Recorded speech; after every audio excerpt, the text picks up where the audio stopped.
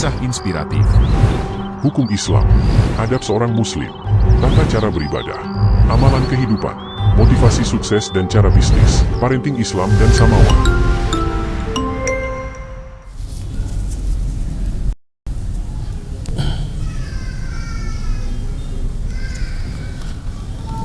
Assalamualaikum warahmatullahi wabarakatuh. Innal hamdalillah nahmaduhu wa nasta'inuhu wa nastaghfiruh wa na'udzu billahi min shururi anfusina wa min sayyiati a'malina. Man yahdihillahu fala mudilla lahu wa man yudlil fala hadiya lahu. Wa ashhadu an la ilaha illallah wahdahu la sharika lahu wa ashhadu anna nabiyyana Muhammadan 'abduhu wa rasuluhu wa safiyyuhu min khalqihi wa khaliluhu. Ballagha ar-risalah wa adda al-amanah wa nasaha al-ummah wa jahada fillahi haqqa jihadihi hatta ataahu al-yaqin. Allahumma salli wa sallim wa barik ala sayyidina Muhammad wa ala alihi wa sahbihi wa man tabi'ahum bi ihsanin ila yaumiddin. Amma ba'd. Allahumma 'allimna ma yanfa'una wanfa'na bima 'allamtana wa zidna 'ilma wa alhiqna bi'ibadika as-salihin. Amin. Para jamaah yang dimuliakan oleh Allah Subhanahu wa taala, alhamdulillah pada malam hari ini kita dipertemukan kembali dalam suasana yang penuh khidmat ini, yaitu yang pertama dalam rangka menunaikan salat maghrib berjamaah, dilanjutkan dengan zikir, dan kemudian kita lanjutkan dengan kajian, dan insyaallah nanti kita akan lanjutkan lagi dengan salat Isya berjamaah. Harapannya semoga amal ibadah kita khususnya pada malam hari ini diterima oleh Allah Subhanahu wa taala, dan semoga kita menjadi hamba-hambanya yang istiqomah dalam melakukan ibadah dan amal soleh, dan semoga Allah nanti menutup hidup kita dalam kondisi husnul khatimah. Amin ya rabbal alamin. Salawat dan salam semoga senantiasa tercurahkan kepada junjungan kita Nabi Muhammad sallallahu alaihi wasallam, juga kepada seluruh keluarga dan seluruh sahabat beliau. Semoga sebagaimana Allah mengumpulkan kita di masjid yang penuh berkah ini, kelak Allah mengumpulkan kita bersama Rasulullah sallallahu alaihi wasallam di surga Firdaus. Amin ya rabbal alamin. Jamaah yang dimuliakan oleh Allah Subhanahu wa taala, saat ini kita akan melanjutkan kajian kita terhadap hadis yang sudah kita kaji dalam dua pertemuan lalu ya. Ini bagian yang ketiga karena hadisnya cukup panjang. Insya Allah kita lanjutkan pada malam hari ini, yaitu hadis yang ke-35 dari kitab Al-Arba'in An-Nawawiyah. Kita sudah membahas beberapa bagian dari hadis ini dan insya Allah kita lanjutkan, tapi akan saya baca ulang hadisnya secara lengkap. Yaitu Imam An-Nawawi rahimahullah ta'ala menyebutkan dari sahabat Abu Hurairah radhiyallahu anhu, ia berkata, qala Rasulullah sallallahu alaihi wasallam, Rasulullah sallallahu alaihi wasallam bersabda, la tahasadu wa la tanajashu wa la tabaghadu wa la tadabaru. Poin pertama ini ya, ini sudah kita bahas. Janganlah kalian saling hasad, janganlah kalian saling iri dengki ya. Kemudian dan janganlah kalian saling melakukan tipu, jangan saling menipu dalam jual beli ya. Dan janganlah kalian saling membenci, dan janganlah kalian saling mengabaikan wala yabi' ba'dukum ala bai'i ba'din, dan janganlah sebagian dari kalian melakukan transaksi jual beli terhadap barang yang sedang dibeli oleh saudaranya. Jadi untuk menjaga agar tidak terjadinya permusuhan ya. Kemudian Rasulullah melanjutkan, wa kunu ibadallahi ikhwana, dan jadilah kalian semua hamba-hamba Allah yang bersaudara. Ini kita sudah bahas sampai ini ya. Kemudian Rasulullah melanjutkan, al muslimu akhul muslim, seorang muslim itu adalah saudara muslim lainnya.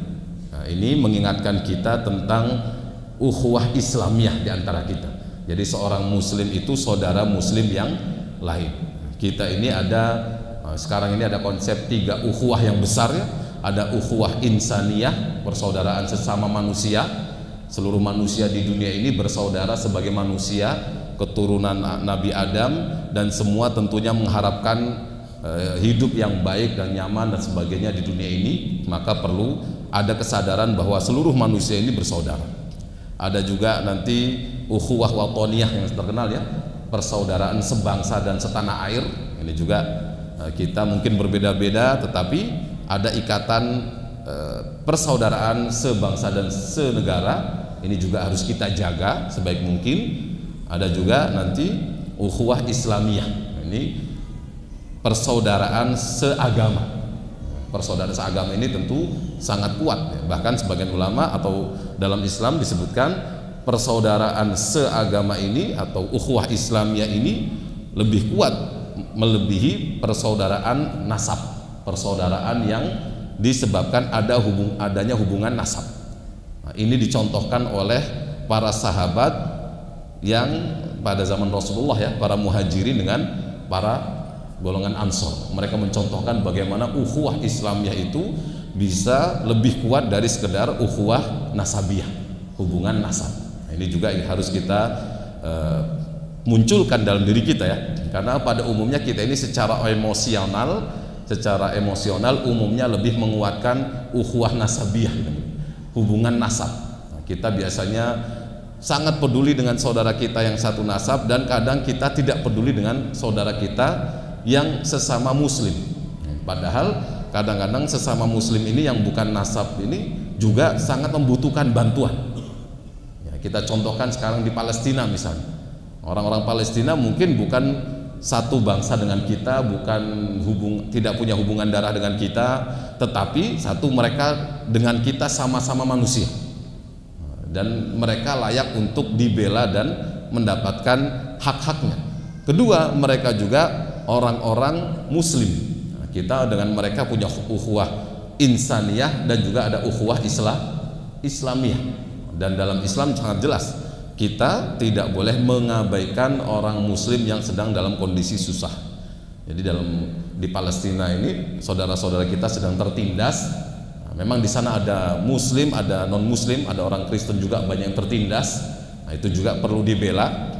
Dan ini yang luar biasa, bahkan di negara-negara Eropa itu yang mayoritas bukan muslim kan ya, itu luar biasa gerakan melakukan demonstrasi menentang para pemerintahan mereka ya, karena kebetulan di Eropa ini rata-rata pemerintahannya berpihak ke Israel, di Amerika, di Inggris, di Jerman dan sebagainya.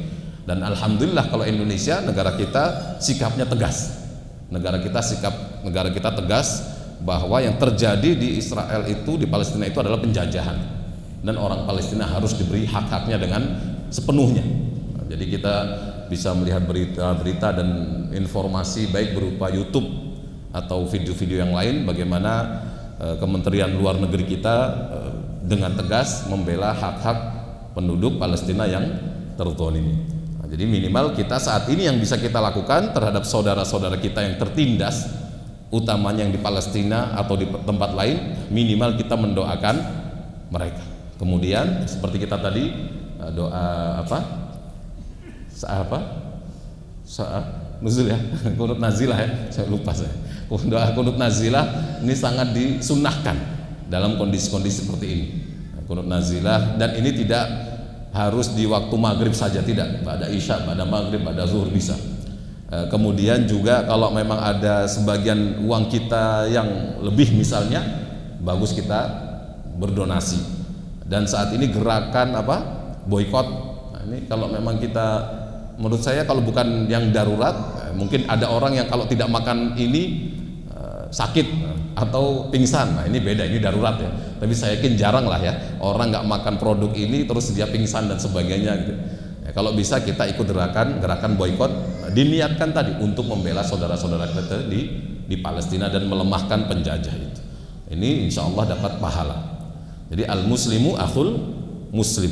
Seorang muslim itu adalah saudara muslim lainnya, tanpa melihat batas-batas geografi atau batas-batas warna kulit dan sebagainya. Makanya kemudian ada para ulama misalnya membagi hukukul ukhuwah, hak persaudaraan itu paling tidak terdapat di dalamnya 9 unsur. Jadi kita bersaudara dengan muslim lainnya, ada 9 hal yang harus kita jaga kita tunaikan sebagai hak mereka terhadap kita. Nah, yang pertama al-muasah bil mal. Nah, kita sebagai muslim terhadap saudara muslim lainnya, ketika ada muslim lainnya butuh dengan bantuan materi, maka kita wajib membantunya. Pertama al-muasatu bil mal, membantu dengan harta. Kedua al-i'anatu bin nafsi fi qada'il hajat, yang membantu dengan fisik kita, badan kita dalam rangka memenuhi kebutuhan mereka. Jadi kadang kita membantu dengan harta, kadang juga dengan fisik kita. Dia butuh bantuan untuk mengangkut apa, untuk apa dan sebagainya. Yang ketiga adalah as-sukut an zikri uyubihi fi hadratihi wa ghaibatihi. Jangan sampai, ya ini hak muslim juga, kita harus diam, jangan menyebutkan keburukannya baik di depan dia atau depan orang lain. Kita melakukan ghibah dan sebagainya. Tidak sepatutnya seorang muslim melakukan ini. Kita melihat kekurangan saudara kita, kita menyebutkan depan dia dalam rangka menjatuhkannya, jangan. Kalau memang mau memberitahu dengan cara yang baik-baik, jangan depan orang umum. Nah, ini Imam Syafi'i sudah mengingatkan, ya, man wa'adha akhahu fi sirri, barang siapa menasehati saudaranya secara diam-diam berdua saja, ya, maka dia faqad zanahu, maka dia telah menghiasinya, wa nasahahu, dan benar-benar menasihati dengan tulus. Jadi kalau ada orang muslim melihat saudara yang melakukan kesalahan atau melakukan hal yang tidak pas, dia nasihati dengan diam-diam, dalam arti tidak di depan umum, tidak di muka orang banyak, maka inilah yang benar, maka inilah nasihat yang bagus. Tetapi waman wa'adhahu, akan tapi ketika kita menasehati saudara kita di depan orang banyak, fil ananiyah, depan orang banyak, maka faqad fadhahahu, maka dia berarti telah mempermalukan. Kita ketika ngomongin orang lain hal yang negatif pada dirinya depan orang banyak, itu ya ada unsur mempermalukan, bukan menasehati ujungnya. Nah, ini bukan hal yang baik tentunya. Jadi yang hak ketiga, kita jangan menyebut-nyebut kekurangan dia baik depan dia atau di ketika tidak ada dia. Yang ketiga, yang keempat, hak muslim terhadap kita at-ta'lim wan nasihah. Di sini at-ta'lim ini maksudnya apa? Kalau ada yang tidak tahu, kita beritahu. Ada hal-hal yang berkaitan dengan masalah agama, masalah apa dia tidak tahu, maka hak dia atas kita adalah memberitahu dia dan menasihatinya, tentu dengan cara yang benar tadi, gitu ya. Nah, kemudian yang kelima juga ada an-nutqu bil muhab, mengucapkan hal yang dia senangi. Misalnya apa? Memanggil dengan nama yang baik. Jadi sahabat Umar bin Khattab radhiyallahu anhu pernah mengatakan, 3 hal kalau kamu lakukan ini bisa menguatkan persaudaraanmu kau dengan temanmu. Nah, yang pertama, kau mengucapkan salam jika jumpa dengan dia.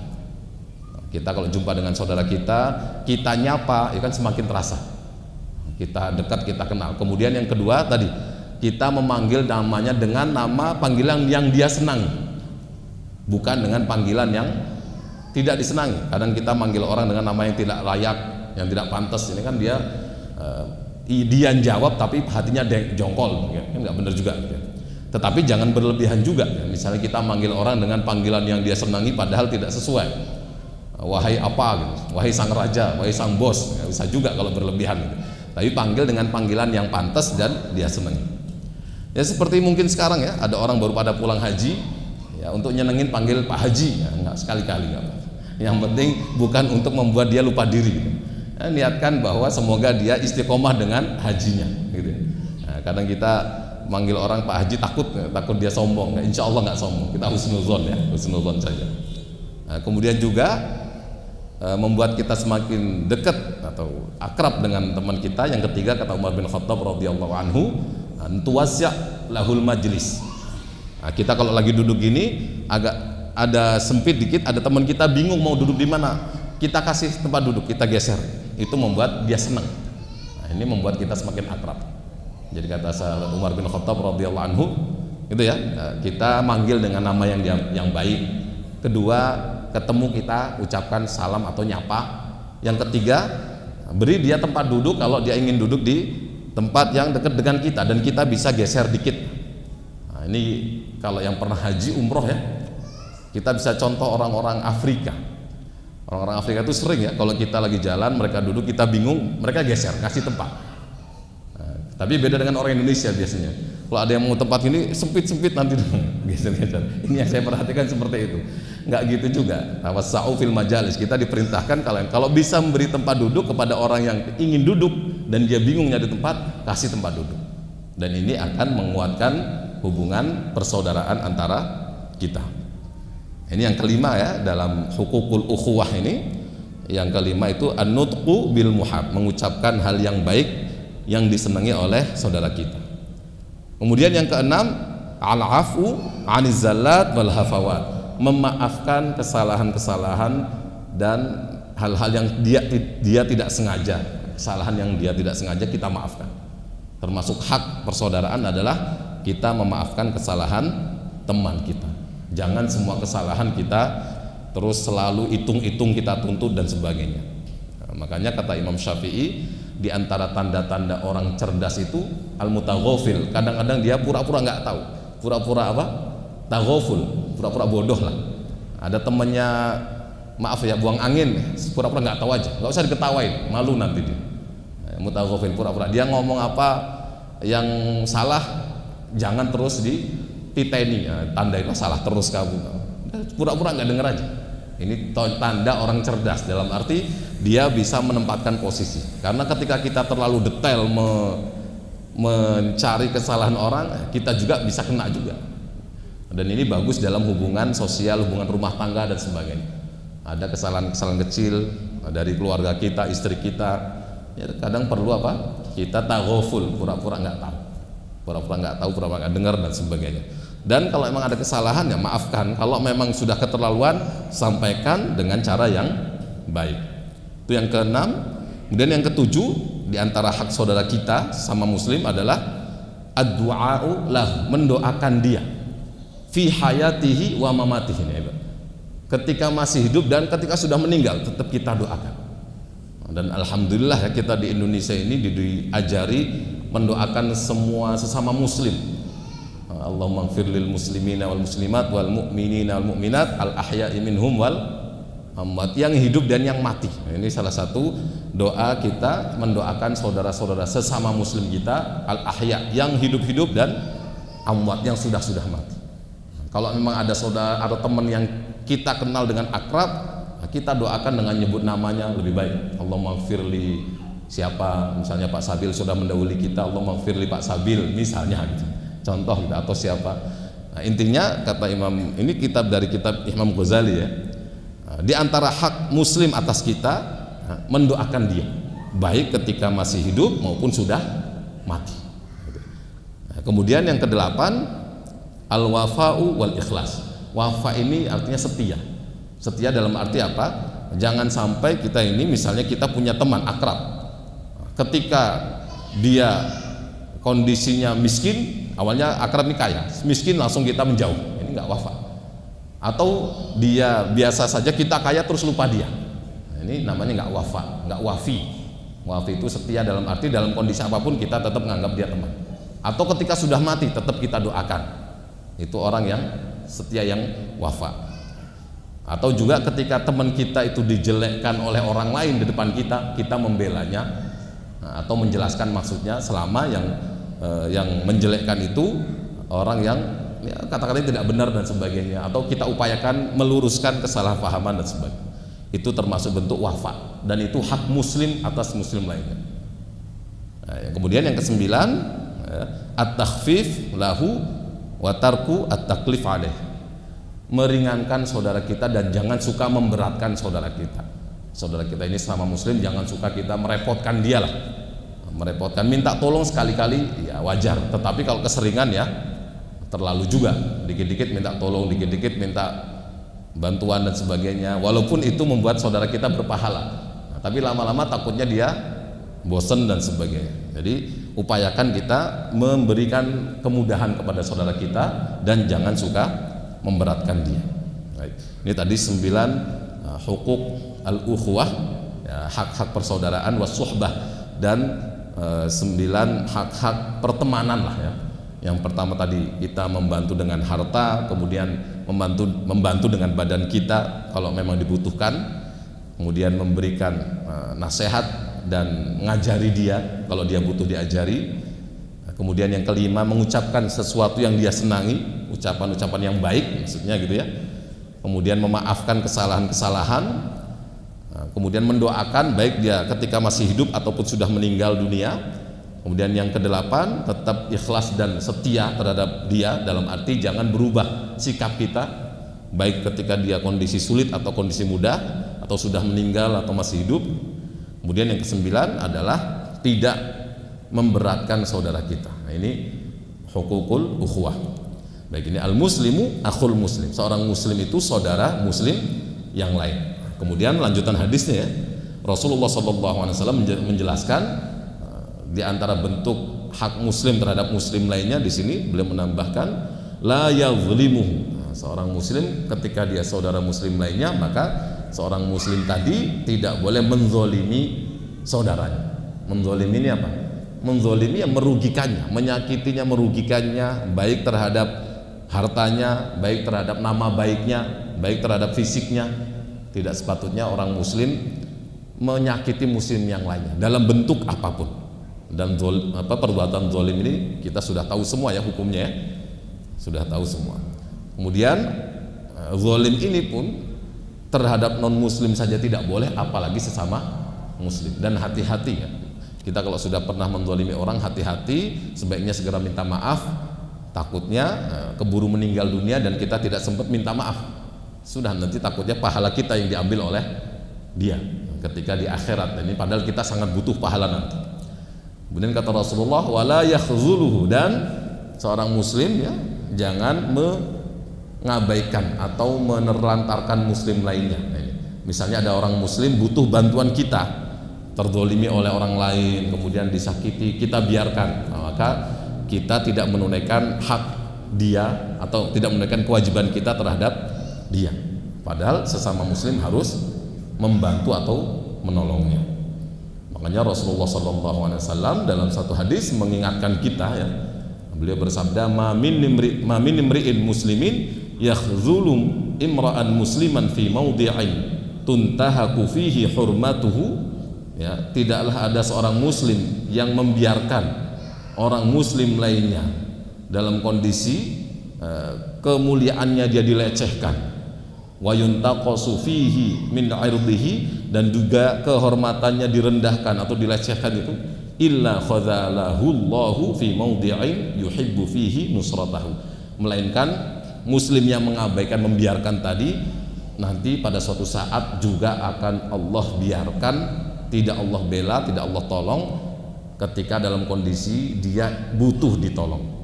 Jadi intinya ketika kita menolong orang muslim lainnya, kita akan ditolong oleh Allah Subhanahu wa ta'ala. Begitu pula sebaliknya, ketika kita mengabaikan seorang muslim yang butuh bantuan kita dan kita membiarkan, maka kita juga pada saat butuh kepada pertolongan Allah, kita juga akan dibiarkan oleh Allah Subhanahu wa ta'ala. Kemudian wala yakdzibuhu, dan seorang muslim tidak bohong terhadap muslim lainnya, tidak berbohong kepada muslim yang lain. Ini diantara akhlak yang sangat dituntut dalam Islam adalah berkata jujur. Ini kita diperintahkan jangan pernah berbohong kepada orang muslim, dan bohong ini tanda-tanda orang munafik. Nah, tapi kita kemarin sudah bahas ya, ada kondisi-kondisi di mana kita boleh bohong selama itu dibutuhkan. Nah, ketika ada misalnya ada bohong yang wajib, bahkan ada bohong yang wajib, itu apa? Ketika ada seorang muslim, nah, kita berada di satu tempat berdiri, ada muslim sedang lari-lari dikejar orang, nah, dia ngumpet di belakang kita atau di tempat yang kita tahu, yang ngejar berapa orang bawa golok mau membunuh dia.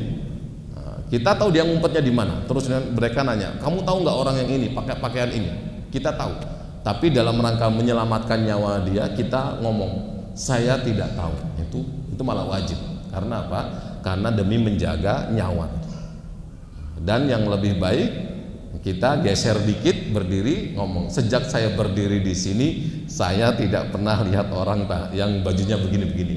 Sejak berdiri di sini kan itu.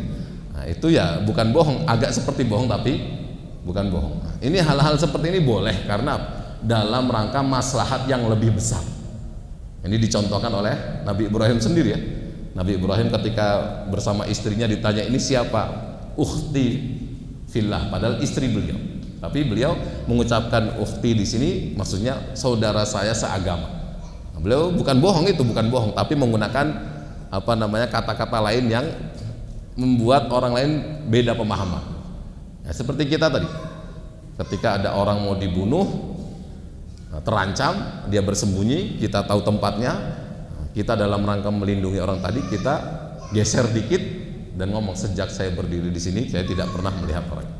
Nah, intinya bahwa di antara hak muslim atas muslim lainnya, jangan pernah berbohong kepada sesama muslim, kecuali dalam kondisi-kondisi darurat tadi ya. Kemudian wala yahqiruhu, dan seorang muslim tidak boleh menghina orang muslim lain. Ini yang harus kita ingat, seburuk-buruknya kondisi muslim lain jangan pernah mengejek sesama muslim. Ini nilai Islam yang luar biasa.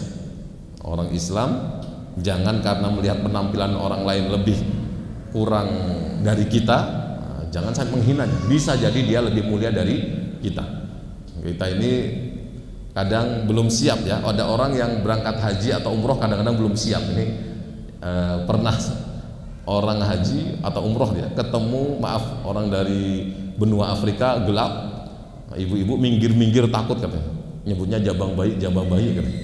Takut nanti anak saya ketularan. Ini kan nggak baik juga. Ini namanya rasis, nggak boleh seperti ini. Nggak bagus juga gitu. Jadi kita harus siap. Jadi sebelum haji itu memang para jamaah harus disiapkan. Kita akan jumpa orang yang macam-macam di sana. Jangan sampai ada dalam hati kita perasaan orang lain lebih hina dari kita. Karena semua saat itu tamunya Allah.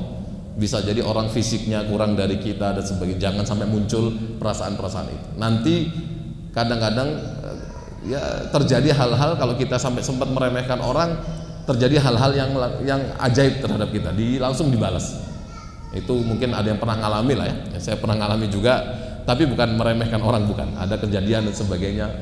Itu luar biasa di sana. Jadi ketika haji, hati kita harus dijaga, dan bukan ketika haji saja, di semua tempat harus kita jaga. Jangan sampai pernah meremehkan orang muslim lain, walaupun secara status sosial misalnya atau secara penampilan dan sebagainya lebih mengenaskan dibanding kita.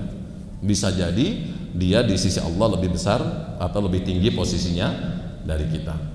Nah, ini pesan yang luar biasa dari Rasulullah SAW yang membuat agama Islam diterima di semua tempat ya, mau benua apa, warna kulit apa dan sebagainya. Kemudian beliau melanjutkan, kita ingin menyelesaikan hadis ini ya, karena sudah 3 part ini. At-taqwa hahuna. Nah, takwa itu di sini. Rasulullah kemudian wa yushiru ila sadrihi salasa marrat. Beliau mengatakan at-taqwa hahuna. Takwa itu di sini. Beliau menunjuk kepada dada beliau dan mengucapkannya 3 kali, at-taqwa hahuna, at-taqwa hahuna, at-taqwa hahuna. Takwa itu tempatnya di dalam hati. Jadi beliau setelah menjelaskan tadi, jangan pernah menghina orang lain, jangan pernah meremehkan orang lain, apalagi menghina orang ini berangkatnya biasanya karena kesombongan ya.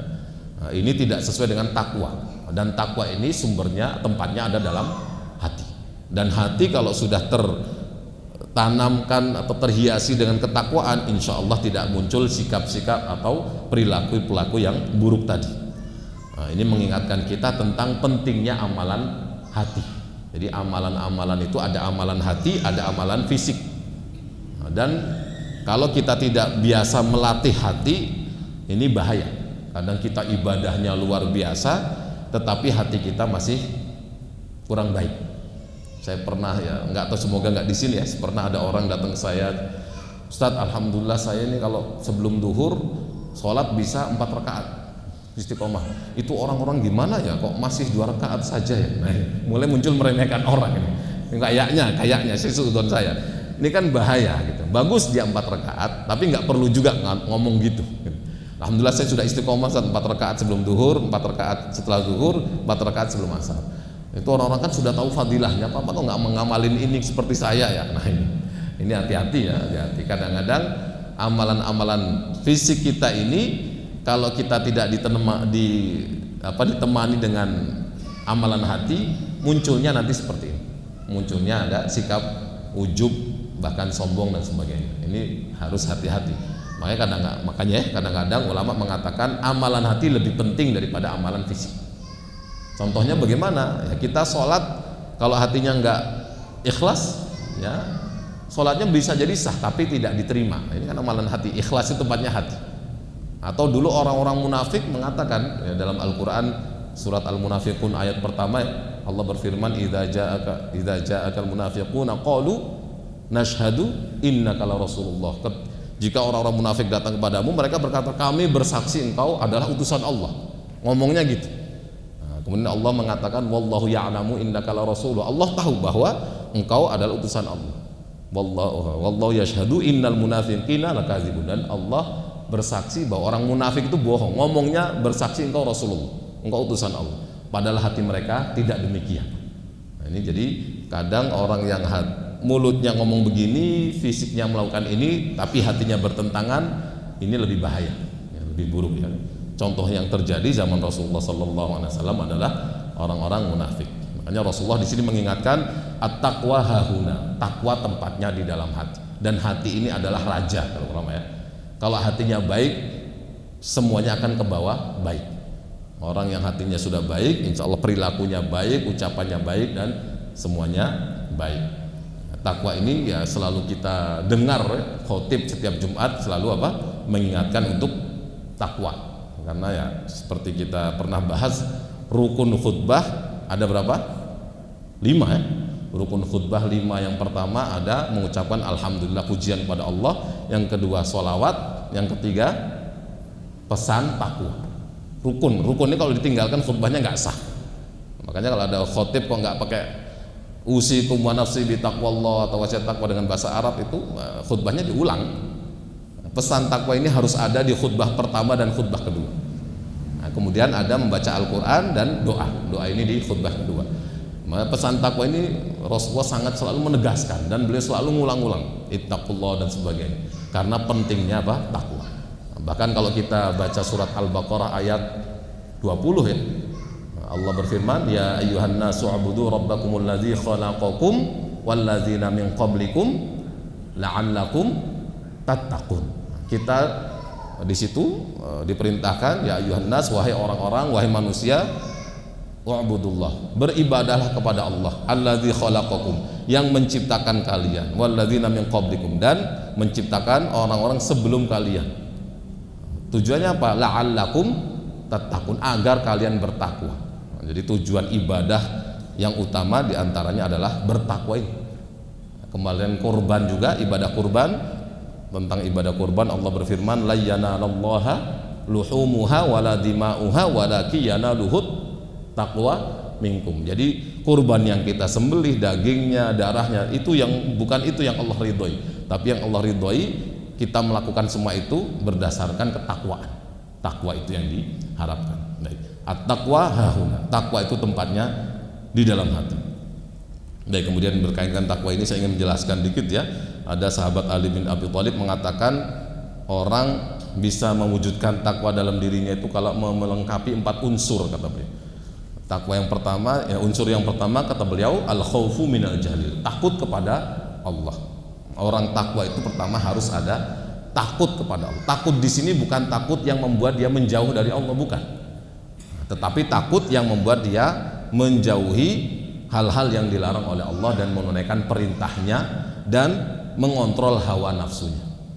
Wa amma man khafa atau fa'ama ya. Wa amma man khafa maqama rabbih wa nahan nafsa 'anil hawa fa innal jannata hiyal ma'wa. Ini dan adapun orang yang khafa, takut terhadap kedudukan kemuliaan Allah dan menjauhi hawa nafsu dan tidak menuruti hawa nafsu, maka dia akan mendapatkan surga sebagai tempat tinggalnya. Ini pertama unsur takwa itu kata Imam Ali bin Abi Thalib, al khaufu minal jalil, takut kepada Allah yang maha mulia. Yang kedua wal amalu bitanzil, dan menunaikan isi Al-Qur'an. Nah, ini menunaikan isi Al-Qur'an bukan mudah. Al-Qur'an isinya tentang keimanan, terangkum dalam rukun iman, kemudian ibadah, rukun Islam itu ada semua, kemudian tentang ahkam hukum-hukum, ada juga tentang muamalat, hubungan kita dengan orang sekitar kita. Al-Quran merangkum itu. Contohnya ayat yang cukup merangkum semua itu misalnya dalam surat apa? An-Nisa. An-Nisa ayat 36. Wa'budullaha wa la tusyriku bihi syai'a. Sembahlah Allah dan jangan engkau menyekutukan Allah dengan apapun. Wa bil walidaini ihsana, dan berbuat baiklah kepada kedua orang tua. Wa bidzil qurba, dan berbuat baiklah kepada para karib kerabat. Kerabat kali ini perintah Al-Qur'an, kita harus berbuat baik dengan kerabat-kerabat kita. Wa bidzil qurba wal yatam, dan para anak yatim. Nah, nanti kita biasanya di bulan Muharram ada santunan anak yatim, kalau bisa kita berkontribusi lah. Salah satu bentuk kita menunaikan perintah Al-Qur'an ini. Wal masakin wal yatama wal masakin, dan orang-orang miskin. Ini kita diperintahkan kalau ingin menunaikan isi Al-Qur'an, salah satunya berbuat baik kepada orang-orang miskin. Wal jari dzil qurba, dan kepada tetangga, berbuat baik kepada tetangga yang punya hubungan kerabat. Wal jaril junubi, dan kepada tetangga yang tidak punya hubungan kerabat, yang jauh. Jadi tetangga ini ada yang ada kerabatan, ada yang bukan, bahkan ada tetangga yang bukan kerabat dan non muslim, tetap kita wajib berbuat baik pada mereka. Wal jaril junubi was sahibi bil jambi, dan teman dekat lah, atau teman sejawat, dia nerjemahnya gitu.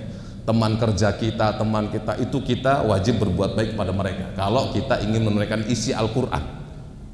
Wal jaridil qurba wal jarid wassahibi bil jambi wa ibnis sabil, dan orang-orang atau orang yang kehabisan bekal dalam perjalanan, kita wajib berbuat baik pada mereka dengan membantunya. Bahkan dalam fikih itu ya, dalam kitab yang kecil Fathul Qorib disebutkan itu, kalau di sekitar kita ada orang gila ODGJ, dia tidak ada yang membantu dia, tidak peduli sama sekali, tidak kasih makan, tidak kasih baju dan sebagainya, satu kawasan ini dosa semua. Padahal orang ODGJ yang kita anggap tidak ada gunanya, kan gitu ya. Tapi dalam Islam dia tetap manusia. Seandainya di sekitar kita ada orang ODGJ gila gitu, tidak ada saudaranya, tidak ada siapa, terlantar tidur pinggir jalan, kelaparan, kita semua menjauh, itu kita dosa semua. Dan yang ngerinya dalam agama kita, saking pedulinya dengan manusia, walaupun dia ODGJ-nya parah tadi. Nah, karena kita diperintahkan untuk berbuat baik kepada manusia dalam Islam. Nah, tadi ya, wa ibnis sabil, apa lanjutnya?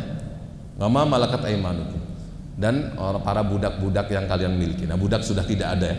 Ini contoh ayat di mana dalam Al-Qur'an kita diperintahkan untuk beribadah, berbuat baik juga kepada sesama orang. Makanya tadi ya, kembali ke takwa kata Ali bin Abi Thalib. Yang pertama, al khaufu minal jalil, takut kepada Allah yang Maha Agung, wal amalu bitanzil, menunaikan isi Al-Qur'an, kita periksa diri kita masing-masing. Yang ketiga, waridho bil qalil, ridho dengan sedikit yang Allah berikan kepada kita, dalam arti ridho dengan apapun keputusan Allah. Nah, ini tanda orang takwa. Nah, ini mudah diucapkan tetapi sulit dilaksanakan. Ini semua untuk mencapai takwa bukan mudah ya. Nah, kita kalau kehilangan barang, motor, ngamuk-ngamuk dulu kadang-kadang, baru setelah itu sabar setelah 1 bulan. Padahal ridho nggak seperti itu. Makanya orang sudah ridho dengan semua keputusan Allah, hebat. Dia bisa mudah bersabar, mudah bersyukur, hatinya tidak ada iri dengki dan sebagainya. Kemudian yang keempat, kata beliau, wal isti'dadu liyaumir rahil, menyiapkan diri menghadapi kematian. Tanda orang bertakwa itu selalu bersiap-siap untuk menghadapi kematian. Karena kematian ini tidak tahu ya, kita tidak tahu kapan terjadi. Kematian ini semacam misteri bagi kita. Kematian tidak selalu menunggu yang tua dulu, tidak. Orang tua dulu baru mati, nggak mesti. Bisa jadi yang tua dulu beneran ya. Bisa jadi yang muda dulu gitu. Maunya ya, bisa jadi saya belakangan, bapak duluan, atau sebaliknya. Bapak duluan, saya belakangan. Tetap saya belakangan maunya gitu. Namanya kematian tidak bisa kita tebak. Nah, ini makanya orang yang bertakwa, kata Ali bin Abi Thalib, salah satu tandanya adalah al-isti'dad, bersiap-siap. Wal isti'dadu liyaumir rahil. Dia selalu menyiapkan diri menghadapi kematian. Yang terbaik apa? Ya, salah satu yang pertama bertaubat. Taubat dari semua kemaksiatan. Yang kedua, menunaikan ibadah dan amal soleh agar dapat memperoleh ridho Allah Subhanahu wa ta'ala. Ini Rasulullah mengatakan, at-taqwa hahuna wa yushiru ila sadrihi. Salasa marrat. Beliau mengucapkan At-taqwa hahuna, at-taqwa hahuna, at-taqwa hahuna. Takwa itu di dalam hati. Ini menggambarkan pentingnya kita untuk terus menjaga hati kita, membersihkan hati kita, dan juga selalu mengawasi hati kita. Baik, ini alarmnya Isya ya? Oh, bukan 7.19 ya? Baik, masih ada beberapa bagian lagi dalam hadis yang ke-35 ini, insya Allah kita lanjutkan dalam pertemuan selanjutnya. Jazakumullah khair ala husni ihtimamikum. Wassalamualaikum warahmatullahi wabarakatuh.